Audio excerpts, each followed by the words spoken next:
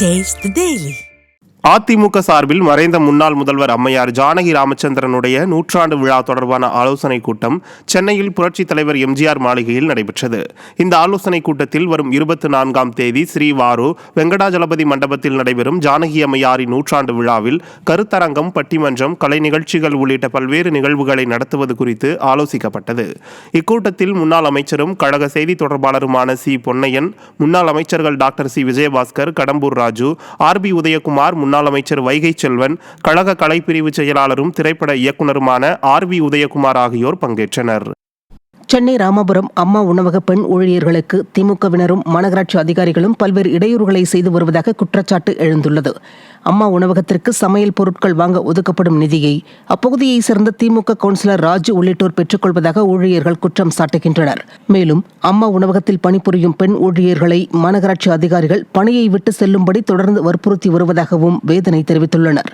புரட்சித் தலைவி அம்மாவின் புகைப்படத்தை அகற்றியே தீர வேண்டுமென அதிகாரிகளும் ஆளும் கட்சியினரும் அடாவடி செய்வதாக அம்மா உணவக ஊழியர்கள் குற்றம் சாட்டியுள்ளனர். கருணாநிதி பெயரில் வீண் செலவுகளை செய்யும் ஸ்டாலின் அரசு அம்மா உணவகத்திற்கு பொருட்களை வாங்கிக் கொடுக்காமல் ஏழைகளின் வயிற்றில் அடிப்பதாக பொதுமக்கள் காட்டமாக தெரிவித்துள்ளனர். இதுக்கு மேலே எங்களால் இப்போ எதுவும் பண்ண முடியாது. நாங்கள் உழைச்சிட்டு எங்களுடைய தெம்பெல்லாம் போயிடுச்சு. இங்கேயே 12 வருஷமாக போயிடுச்சு.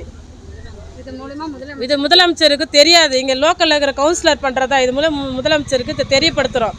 இது என்ன நடவடிக்கை எடுக்கணும், முதலமைச்சர் தான் எடுக்கணும். இது எங்கள் தாய், எங்கள் புரட்சி தலைவி ஜெயலலிதா அம்மா திறந்து வச்சதுனால நாங்கள் உண்மையாக இதில் விசுவாசியாக நாங்கள் உழைச்சிட்ருக்கோம். ஆனால் இதில் இருக்கக்கூடாது அப்படின்னு சொல்லி எங்களை ரொம்ப மன உளைச்சலுக்கு ஆளாக்குறாங்க. தப்பாக பேசுகிறானுங்க. அவனுங்க அங்கே கூப்பிட்ட நேரத்துக்கு நாங்கள் அங்கே போய் நிற்கலன்னிட்டு எங்களை ஒரு மாதிரி பண்ணிகிட்டு இருக்கிறாங்க. புதுக்கோட்டை மற்றும் நாகை மீனவர்களுக்கு இலங்கை நீதிமன்றங்கள் சிறை தண்டனை விதித்து தீர்ப்பளித்துள்ளது மீனவ மக்களிடையே பெரும் சோகத்தை ஏற்படுத்தியுள்ளது. எல்லை தாண்டி மீன் பிடித்ததாக கைது செய்யப்பட்ட புதுக்கோட்டை மீனவர்கள் 11 பேருக்கு 2 ஆண்டுகள் சிறை மற்றும் நாகை மீனவர்கள் 12 பேருக்கு வரும் 20ஆம் தேதி வரை சிறை காவல் வழங்கி இலங்கை நீதிமன்றங்கள் தீர்ப்பளித்துள்ளன.